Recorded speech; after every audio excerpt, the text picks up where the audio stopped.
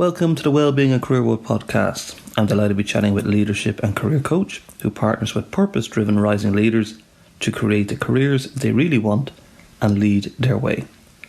He's the author of the recently released book, The Career Design Map, and you can visit contempusleadership.com to learn more about working together with Dan Freehling. On today's podcast, we'll be chatting about mistakes people are making in their career strategy. Very well welcome to the podcast, Dan Freehling. How are you today, Dan? Doing well, David. How are you? Wonderful. Okay, let's get this started. So where are you right now on planet Earth? So I am in Boston, Massachusetts in the States. Okay, I make everybody jealous. So what's the weather like at the moment? It is pretty nice here. This is a prime time for Boston, so we're having a very nice sunny day right now. Are you in the 80s, the 70s, 80s, 90s? I think we're pushing into it, probably high 70s, low 80s today, so very exciting. And we're in Ireland at the moment. It's very hot as well. I'm not going to say unusually hot because then the conspiracy theories will come out about everything else, but it is very, very warm, I have to say, at the moment. So can you let us know where exactly in Boston are you? Yeah, so I'm in a neighborhood called Jamaica Plain, so it's a subsection of Boston. That's a really lovely place to be. Well, this is interesting. I said this to Dan before recording. I want to tell him I lived in Jamaica Plain, Dan. No way. I did. No, this is going back now. This is going back in the 90s where I was a soccer coach for a company, and it was a lovely boss I had there, and we had an apartment that was organised by the company, and it was in Jamaica Plain. Now, it could be totally wrong or right here. Was there a New Balance company making shoes nearby? Do you remember that? There is, yeah. They've actually grown and expanded a lot, so they're pretty big now, and they have a large facility down in the Mass Pike. There you go. So it was an interesting time in my youth, so to speak. It was good fun, and we did some coaching. It was on the grounds of Harvard, and it was there. Is it Brighton? I was in Brighton. Right over there on the Harvard fields.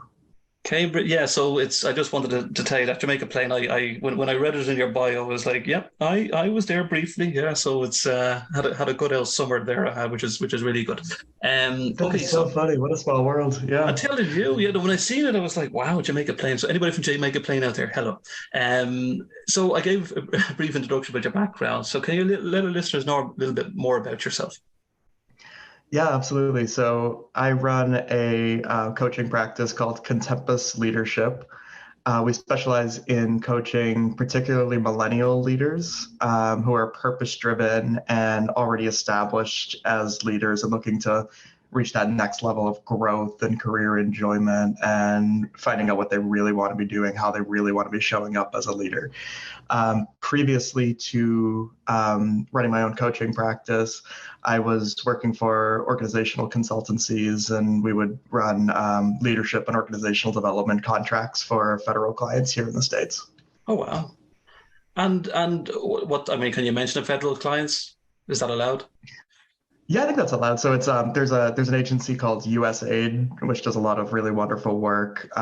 Basically, the US's work overseas for international development, and we would hold leadership development and organizational development contracts with them and be able to help out their staff and doing their jobs better and working better together as teams. All right. Okay. Pretty cool. So what about then the main topic of today is about having a strategy for your career and mistakes that people are making. So as simplistic as possible for an idiot like me, what do you mean in relation to career? What is a career? Because it's very difficult to know, I suppose, especially in today's world. I mean, you know about this more than what I would. With loyalty and you hear a lot of layoffs recently in certain sectors like IT, even aviation, for example, due to the recent events of the last number of years. So what is a career then? It's such a great question. And it's, as you mentioned, it's really changing right before our eyes right now. So it comes from the root word is basically meaning chariot. So it's this idea that it's what your vehicle is going to be through your professional life. And you choose it, you shape it, you create it.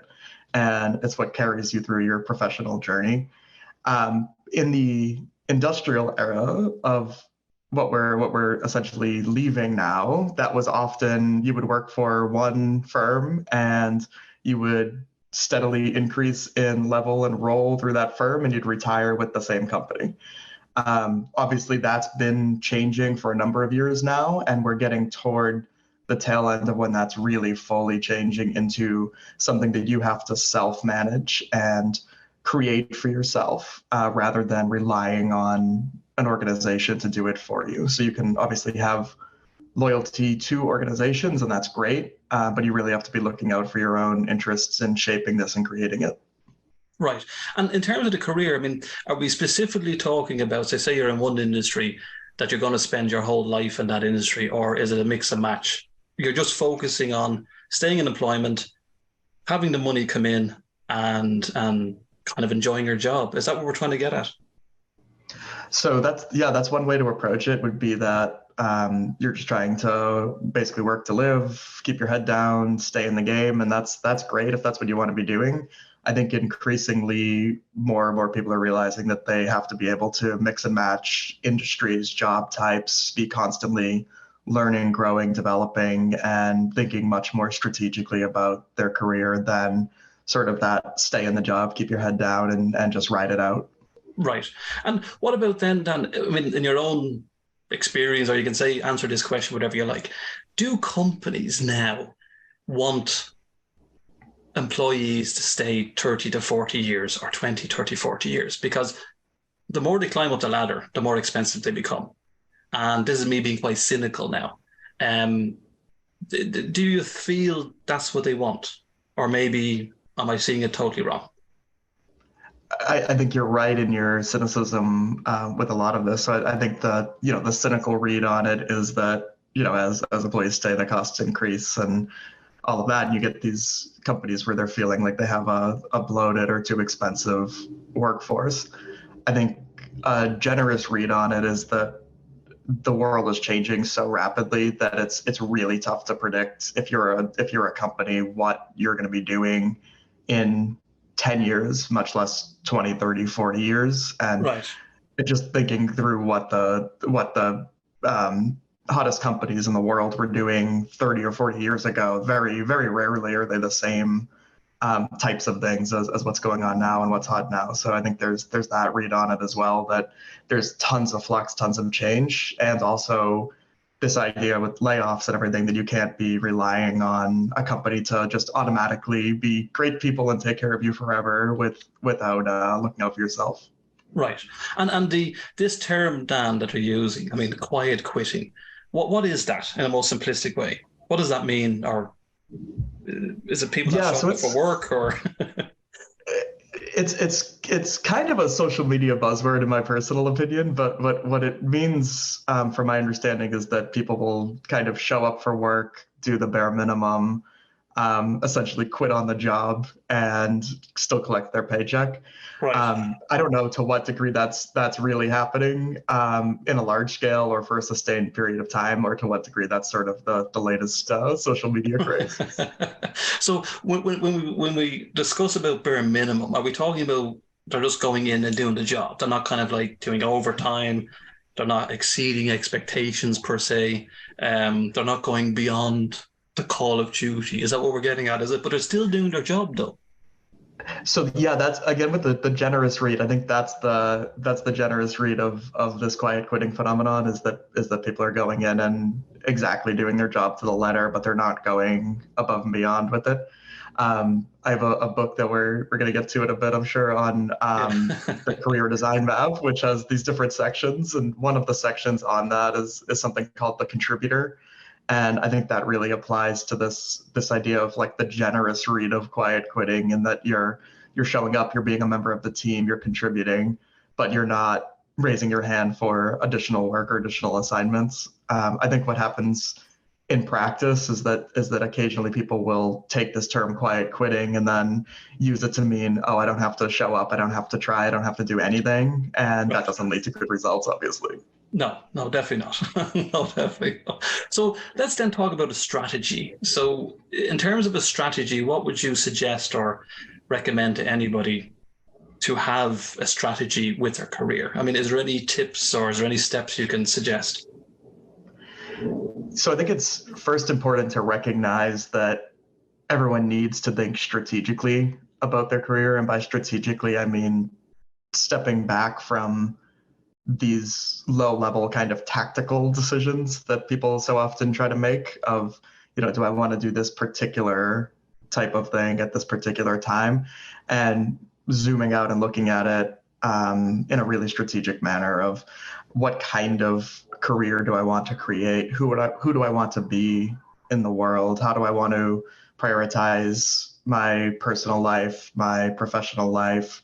What kind of impact do I want to make, and really thinking it through in that manner. And I think starting to think through those strategic questions is super important for everyone, especially as there's so much change and flux in the world now.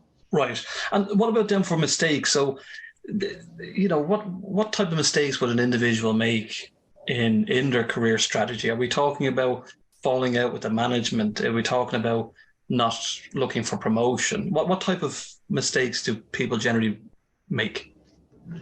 I think the biggest mistake is not understanding your strategic direction. Right. And what will happen in that is that you'll be running a million miles an hour, trying to either get ahead, get promoted, all of that, and you're not taking the time to think, why do I want to be promoted? Why do I want to be in this industry? What impact am I making here? And conversely, you can have that kind of quiet quitting phenomenon that we discussed a bit ago of, I want to do the least I can, and I don't want to think about how this is going to impact me down the line. So I think having a really clear, crystallized understanding of what you want to be doing strategically with your career is just so critical. Right. And has any, clients come to you sharing their disappointment where they have put their life and soul into a job and they have worked exceeding the hours, exceeding the expectations, and then they've been laid off, for example, or they've had a pay reduction? How do you think they may feel? Are they hard to motivate those individuals again going into different careers because they've put everything, their heart and soul into a job, and it hasn't been reciprocated from the employer or the company? How can they manage that if they're progressing to a different job?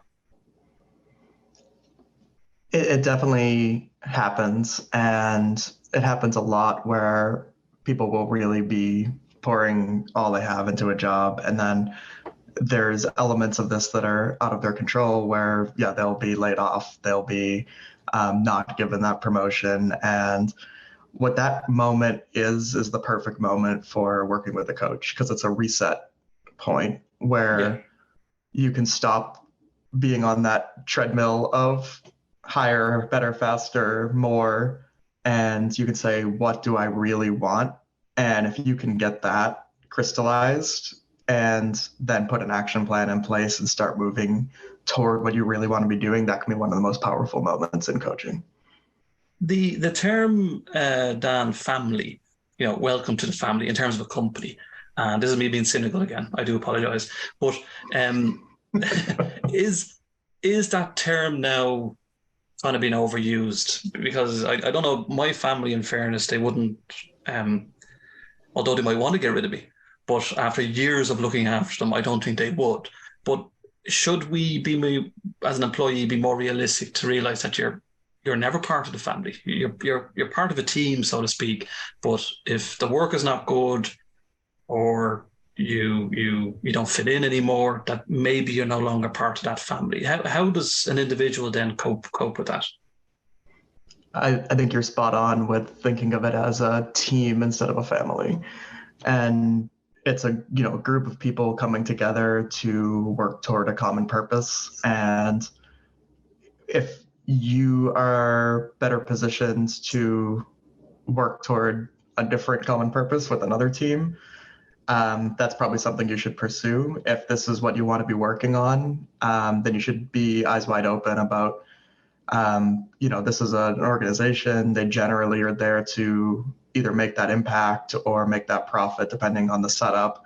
And that structure of that team is really going to be dictated by, are you contributing to that impact, that purpose, then all of these other political dimensions that are sometimes out of your control. Right. But yeah, that idea of work as a family, I think, is something you have to be very careful about. Yeah, that's it. No, I fell into that trap many years ago. You're part of the family. You really are. I was like, oh, okay. And then all of a sudden I was laid off.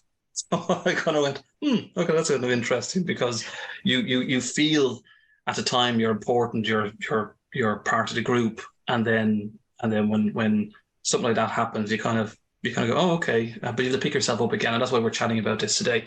You're the expert at this. What about then reskilling? So, say for example, right, for the last 20 years, you're working in position A, right? You're in IT, for example, and you've done nothing to upskill, reskill, or look for opportunities to grow. Is that important to always constantly be looking at bettering yourself and upskilling yourself, possibly also in different industries? It definitely is, and especially as we accelerate this departure from the industrial era into this new knowledge economy, innovation economy, fourth industrial revolution, whatever you want to call it, there's so much more change happening and so much more of a need to constantly be ahead of the curve of, what do I want to be focused on next? How can I get those skills?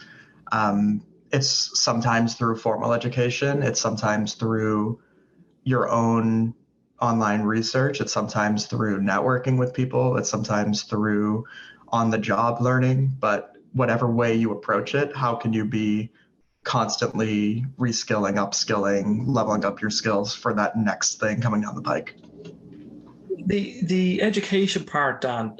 I mean, in today's world, is it important or as important? Now, obviously, anybody that's listening to this is just an opinion, so or a discussion, and especially it's not to diss or upset anybody that spent 4 years in college or 6 years in college. It's just trying to get an understanding of, is it important to have a degree these days and go to college for 4 or 5 years, get a master's degree?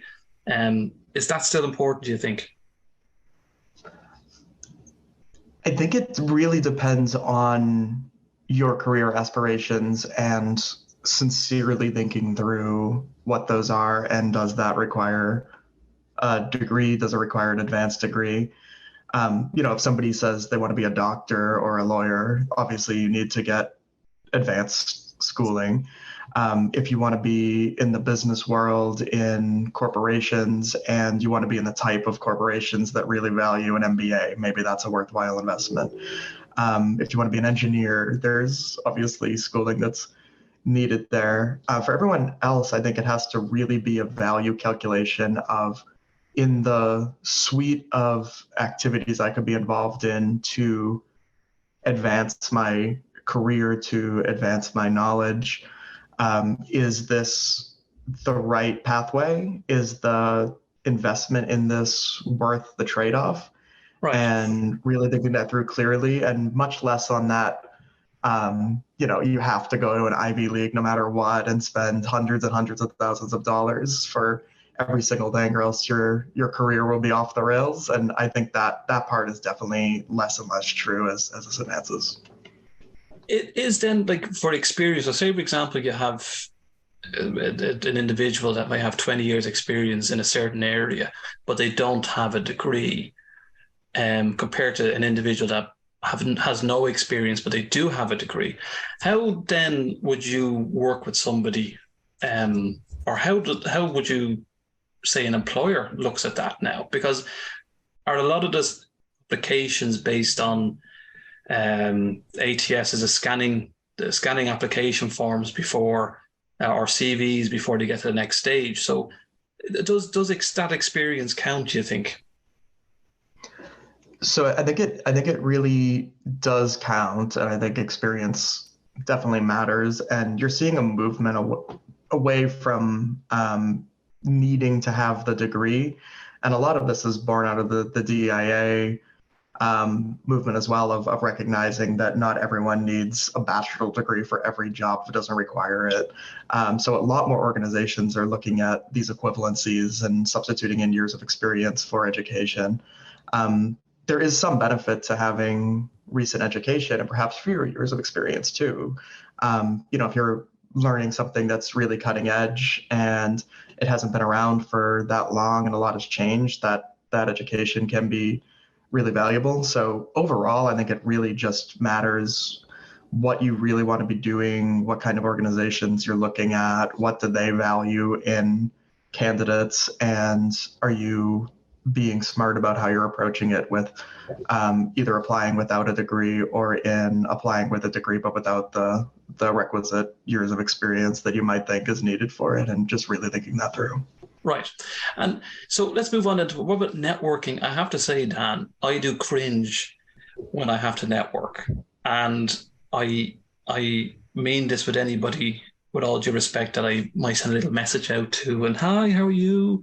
Haven't spoken to you in 15 years. Like, have you any jobs? I see you're advertising this job now, and I just feel it's very, for me personally, it's very kind of cringy. Well, first of all, first part of the question is, how important is it to network, and is it important as part of the career strategy? And have you any tips of how you can network without coming across as I mentioned, cringy? It's really important to network continuously and authentically and not transactionally. So Right. This idea of I'm going to wait until I'm laid off looking for a job, and then I'm going to start reaching out to people from 15 years ago that I haven't Yeah. talked to since then is really cringy, right? It's very cringy. I'm sorry, everybody. I'm sorry. Sorry, yeah, go ahead. And you gotta and you gotta do what you gotta do when you're in that type of situation. But Yeah. what I always advise is that the far better approach, and both for effectiveness and for maintaining relationships and growing relationships, is to always be networking in an authentic, value added way. So, for example, just having it be part of your practice to keep up with former coworkers that you really liked working with, and you call them, catch up, and it's not, I saw this job opening at your company, can you refer me into that specific job opening? It's much more of, how are things going? Where are you up? What are you up to now? Where are you living now? How's the family? And you just keep up, you see what they're up to over the years, and you keep and maintain those relationships. And then if and when there's a situation where you're looking for employment, or if they know what you're up to recently and they trust you and know you and they see an opportunity for you, that they feel comfortable to reach out and make the introductions and bring you into that. It's much less of that sort of career fair hotel ballroom networking, and it's much more of the just being a good person, developing, maintaining relationships, and that will actually end up getting you much further than the previous one. Right. So having an excuse that my mobile phone network was down for 15 years is not acceptable now. So there's no excuse now because we have 5G, 4G, all these Gs, and yeah, that's usually my excuse. But anyway, we'll move swiftly on. So we'll move back then to even more cringy stuff. What about now? I'm saying cringy on my behalf. Obviously, you're here as a professional career coach, so you know more about this than what I do. So professional branding. So we see websites out there like LinkedIn, for example, and I'm going to try and make this as humorous as possible, where you have an individual has said, I've saved 15 dogs from whatever, and they post a picture of it, or I've contributed so much money to charity, or something. Is that a turn off for companies? I mean, is self-praise not a turn off for companies, or is this what we should be doing? Should we be highlighting that we've done this, or we've done that, or we've gone out on a team event, or we've helped rescue some puppies, or trying to get it? Is that the norm these days? I think it really comes down to authenticity again. Yeah. So if you've done something that is noteworthy, then you should definitely feel free to share that, and you should be encouraged to share that.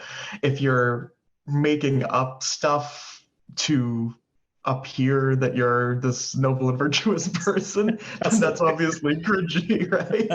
yeah. So I think it really comes down to that. The book has this spectrum of career advancement that is really correlated to your self-confidence and then the confidence of relevant stakeholders, and that being what drives career advancement. And it's important that when it's too low, when your self-confidence is too low, and when the confidence of those around you is too low, that you're not going to be advancing in your career. So at that point, you should be really putting yourself out there as much as possible and trying to get noticed as much as possible. Talk to as many people as you can, really get yourself out there. So you might want to lean more on this public facing brand building than you would if you were perhaps further advanced in your career, when doing more of that on the other end of the spectrum is actually detrimental, when people can see you as bragging, as arrogant. So it really depends on where you are in your career trajectory as well, as to how much of that self-promotion makes sense to do. Right. Oh, okay. So pretty much don't make up stuff. Just keep it as natural as possible, and don't make out that you're doing something that may not be a continue. What about volunteering? I mean, is volunteering a thing that please like to see?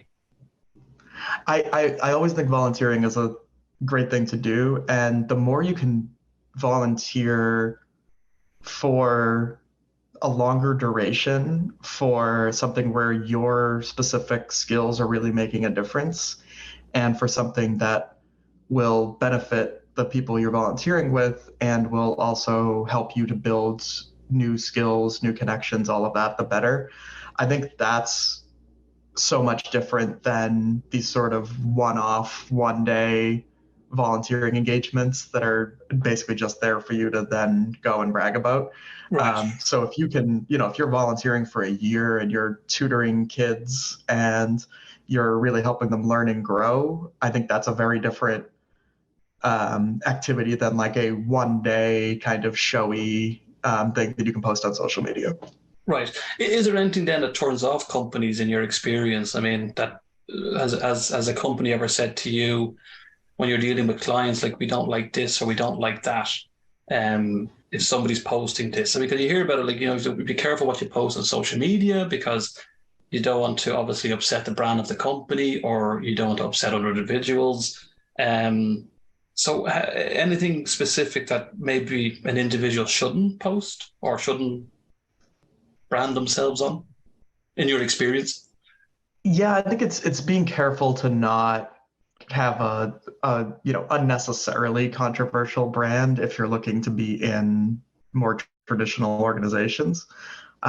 That's not always the case. I mean, there's a lot of people who have very controversial brands, but then it's tricky if they want to expect to be part of a very staid, established, conservative type of an organization.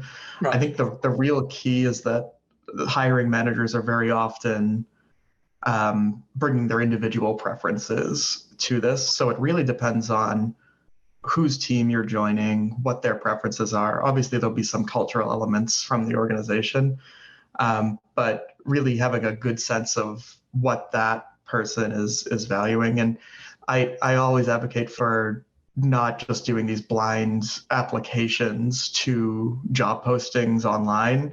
That can be part of your strategy, but people way overuse it. And most of your strategy should really be in that continuous networking with people who know you or trust you, either personally or through other folks who you've worked with in the past. And just having that long-term relationship building is so much better than trying to just apply to the jobs online and hoping that you don't offend them with your other social media posts.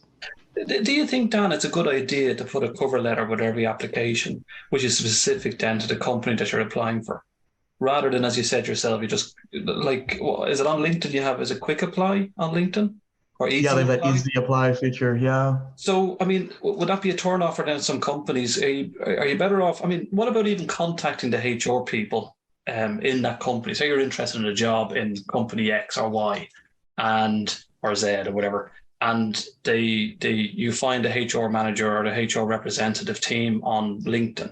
Do you think it's a good idea to reach out, or are we in that world again where they talk about canvassing and you can't do those type of things and must go through the proper route and the format of the company? What do you think?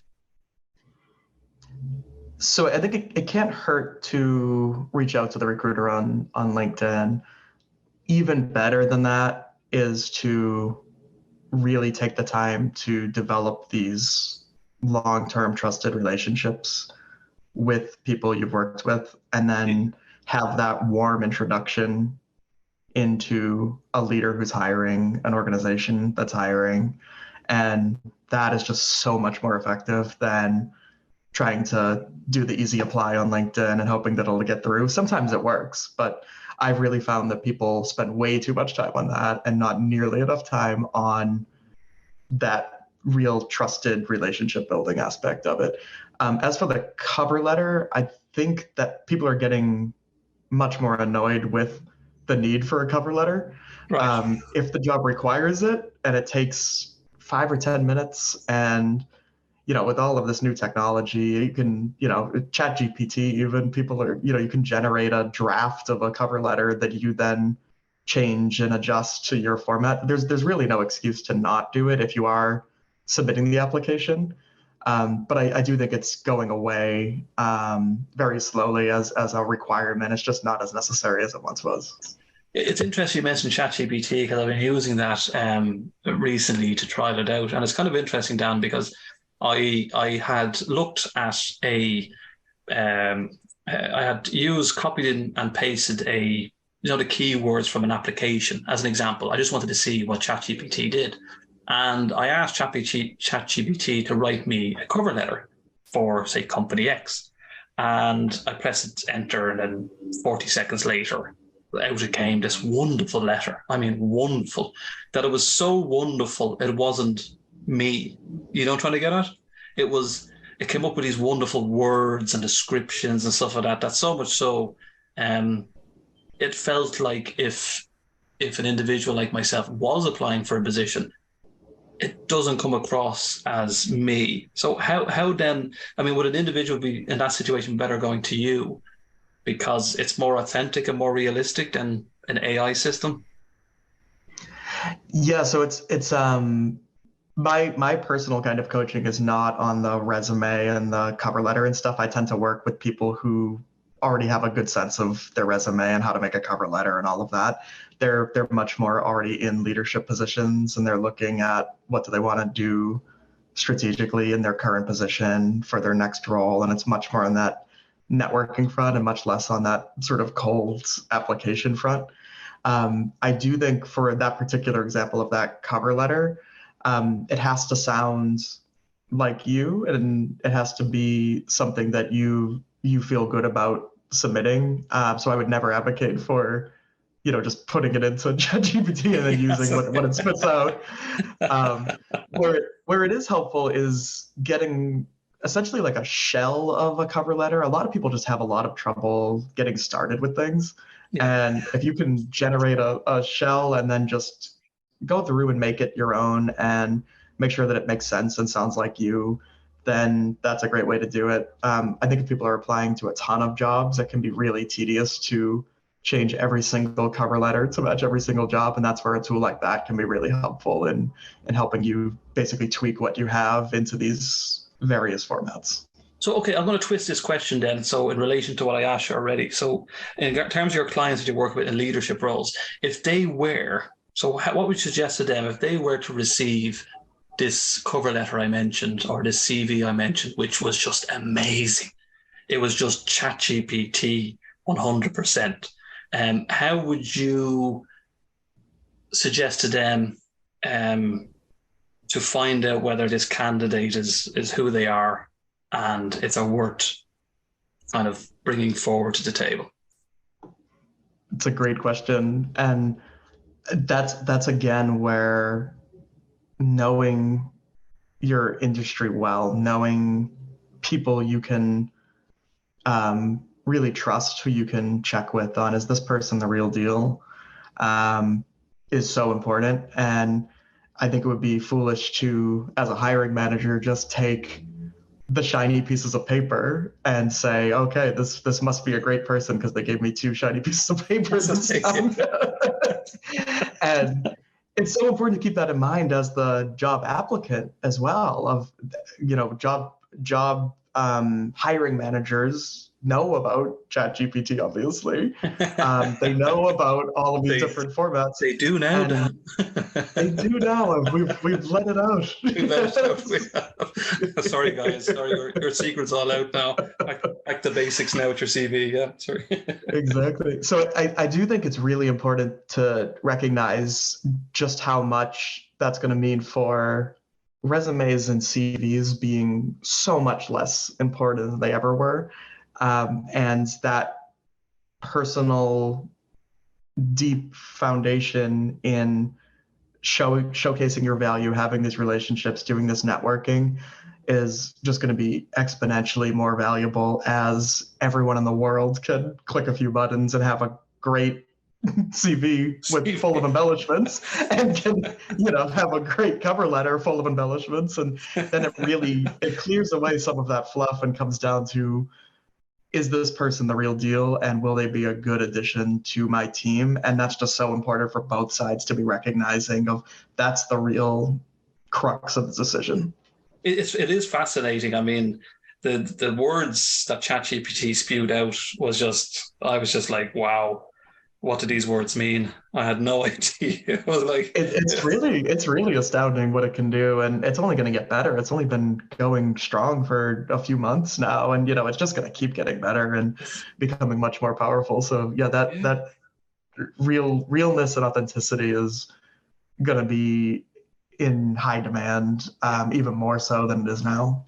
It'll be important, as you said, moving forward. Quick question before we move on to the other question. Do you think, in your own opinion, on the social media platforms, photograph-wise, say, for example, LinkedIn, you have your little profile pic, passport style or kind of real you or fun?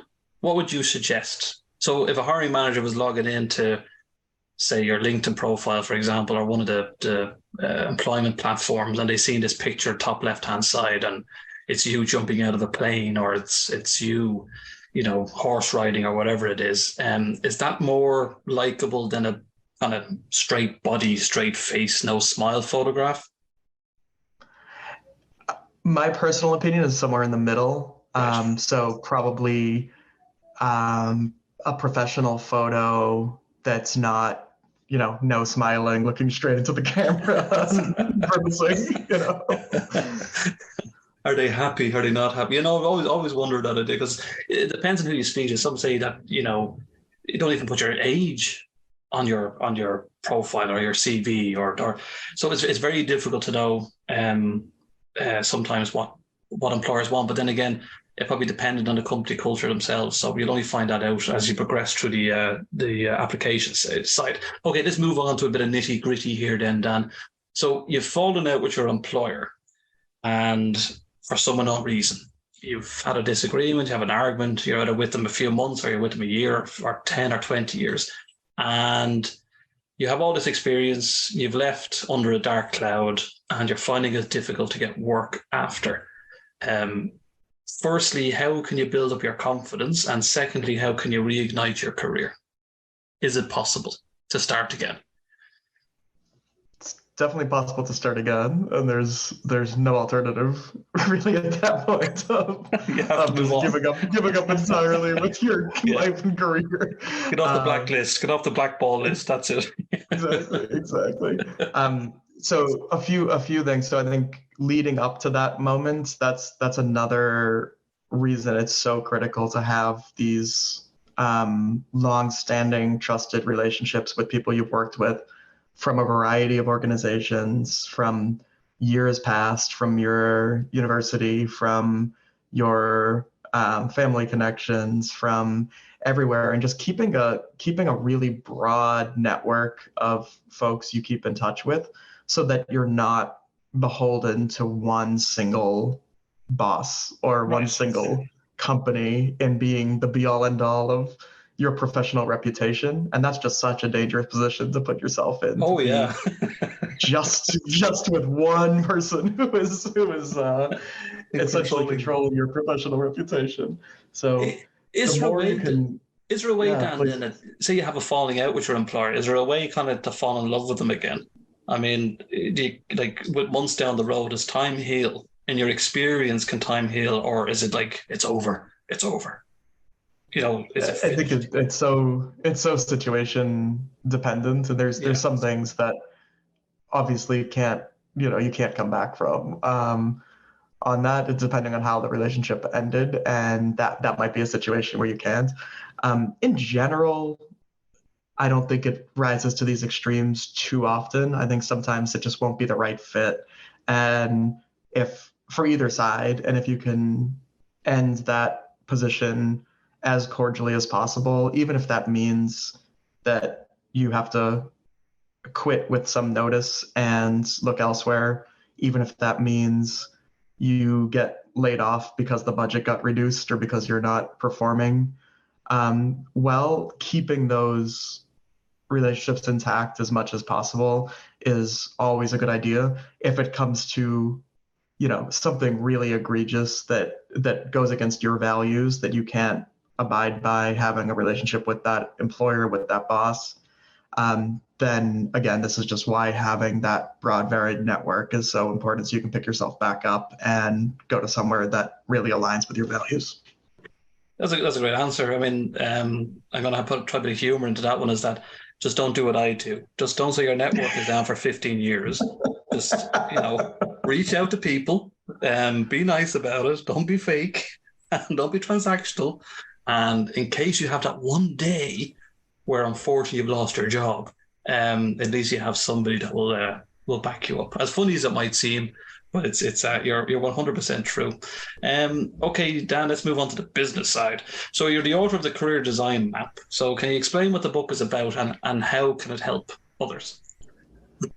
Yeah, so it's a book that I wrote because as we move into this new era of economy, away from the industrial era into this innovation economy, everyone in my generation who I was working with, and that this millennial cohort that I work with, really understands well that they have to be super adaptable and flexible. They know that what they're doing for work in 5 years might not even exist yet.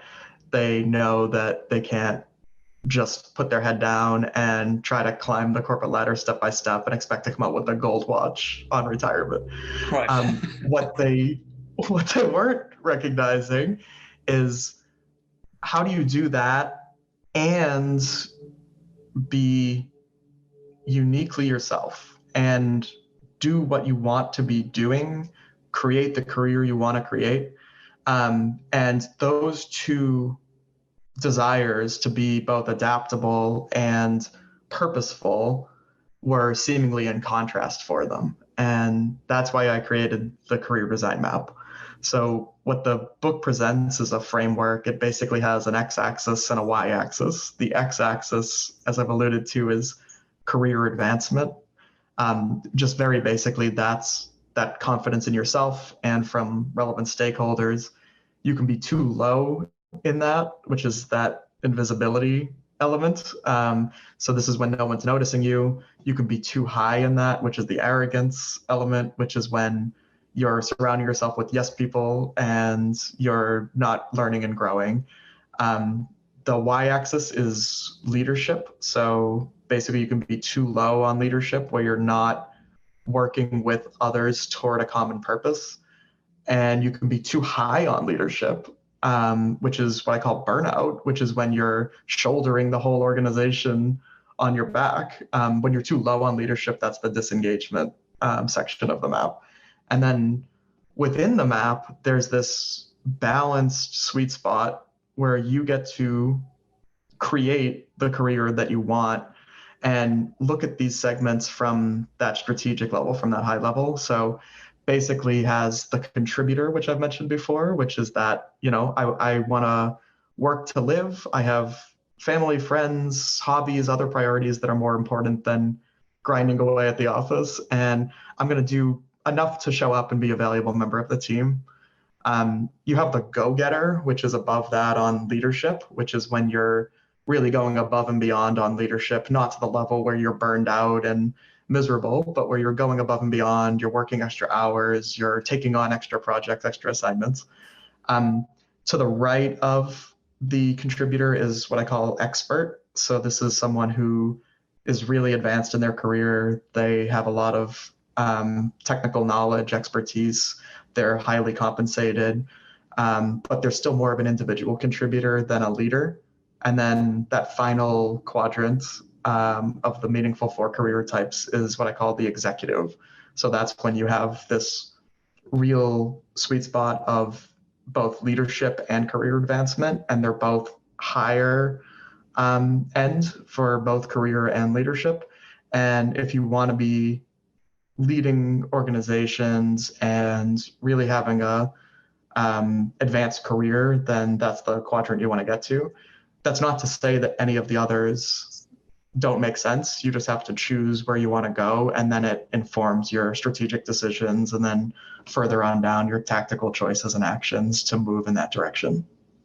And is this coaching, is it, or career development, leadership development, is this continuous, Dan, or is it specific to say you do it for, aside from the book itself, but if you're meeting with clients or organizations, is your coaching, say, a 5-day course, a 7-day course, or is it continuous development?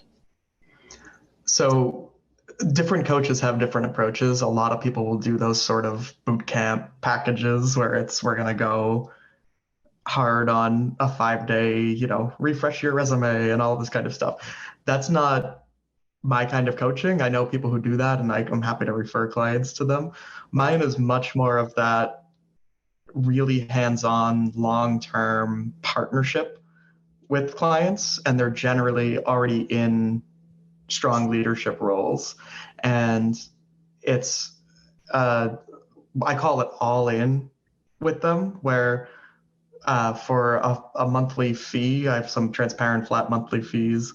I'm there for whatever you need that would benefit you in terms of coaching conversations. So if that's, you want to do the 1 weekly 1 hour coaching conversation or a bi-weekly 1 hour coaching conversation, that's great. If you have this big proposal that you're putting together and you want someone to workshop it with, we can sit down for 3 hours and do that. If you're slammed this week and you want a 10-minute call, we can do a 10-minute call. So I basically offer virtually unlimited coaching, I call it, through my practice. But that's not to say that that's the only approach that works. It's just if that's the kind of leader you are and that's the kind of support you're looking for, then we should definitely talk. And is this open to, say, is this global? So is it done in person or is it mainly virtually, or is it a bit of both? Yeah, so it's all virtually. Nothing opposed to meeting in person. So if people wanted to come down to beautiful Jamaica Plain and meet up in person, happy to do that. And get a pair of New Balance shoes. Yeah, that's exactly right. Walk around in some fresh shoes. in promotion there for New Balance. Hello, New Balance. My joking. Sorry. Exactly right. We got a new sponsor for the podcast. So. So if I work virtually exclusively online now, so I'll do video conferencing, phone calls with clients. I have clients all over the world. A lot of them are in the DC area or in New York, but I do have a smattering of international clients. And again, it's really that all-in partnership with them that's really critical to me in the way that I like to play with this. And I find that it's really valuable for the people who are looking for that kind of partnership. Right. And where else are you on social media? Are you on all the LinkedIns and the Instagrams and all that type of stuff? So I keep it to just LinkedIn really for social media. So I'm LinkedIn. I'm at Dan Freehling, Freehling. And then people can also go to Contempus Leadership. That's the name of my coaching practice, Contempus leadership.com. And they can learn all about the book and take the free career design quiz and learn all about my background and coaching services there. I've one more question to ask you, Dan, before we go. But I probably mix it two. In a simplistic way, what is a millennial? Yeah, so it's basically a generation that is currently in our late 20s to early 40s. A lot of people think it's just means, college kids or young people or something. That's not the case anymore. So it's late 20s to early 40s. It makes up 35% of the US workforce, makes up only 8% of coaches. So it's this huge portion of the workforce that is drastically underserved in terms of partnership from a leadership and career perspective. And yeah, those are my clients that I work the most with. Not to say that I don't work with clients of other age groups or any of that, but that's really where I focus my time. And do they like to be known as millennials? Is it like, a funky kind of hip way of kind of recognizing them, or is it that's just the way it is? So I think it's more just the way it is, and okay. In general, I think it's more just really understanding people as individuals and not as part of this broader group, and working with them in partnership, recognizing that they're already in leadership roles a lot of the time and they're already very accomplished, and it's really that one-on-one, what do you want to really do next and how can we get you there? No, it's brilliant. It's been an absolute pleasure talking to you today, Dan. Once the podcast has been approved and released, I'll put all the links in for Dan's LinkedIn page, his one and only, and his website, campusleadership.com. So also let me say thank you so much to Dan Freehling for chatting me today on the Wellbeing and Careerworld podcast. Thanks, Dan. Thanks so much, David. Really appreciate it.